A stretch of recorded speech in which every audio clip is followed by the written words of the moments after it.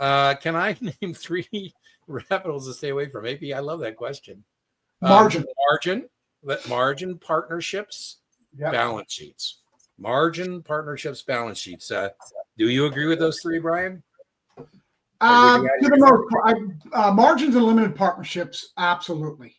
Balance sheets, you got to know a little bit, and for the 66 as well. I don't like Kaplan's Muni chapter. It's too long. Oh, okay. Well, there's a lot of Muni. Muni in a rabbit hole. I just had somebody the other day, and I said that we were going over their performance tracker. I said that Muni, that's where you need to turn to right away and remediate.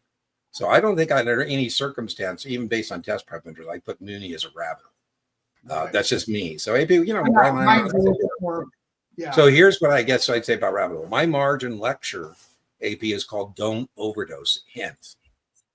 Right? That means you shouldn't be spending. I had a guy at Merrill Lynch. I love this guy, right? Because he's a very bright young man, and he kept sending me the most obtuse margin questions. He deserves a good answer, and I'd answer him, and I'd say, this is time better spent elsewhere. This is just not a target-rich environment. You're not going to see any of these past perfect margin questions on the actual Series 7. And what I was so impressed with, he listened to me. He said, "Okay, Dean, I won't be sending you any more margin questions." I go, "Okay, great." Yeah. Right? So margin for sure. Now, AP, Brian and I also have a rant we do about test prep vendors. And test prep vendors never want to cull their materials, make them smaller, the book or the QBank. In the old Series 7, there were 10 or 11 questions on partnerships, and nobody has changed that discussion. And so all of the test prep vendors get in the rabbit hole on like recourse and non-recourse notes, and how does that add to your cost base if it's real estate or not. None of that is on the test. Maybe 2 or 3 partnership questions. It's basically the types, the GP, the LP. That's it. So those would be my 2 big ones. Balance sheets, what I would say is Brian is right. It's a bigger deal on NASA exams than your 7. 7 assumes we have a research department, and you're going to be an intermediary of that fundamental analysis.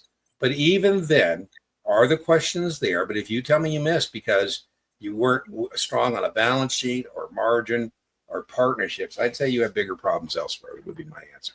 Love the question, though. I love it.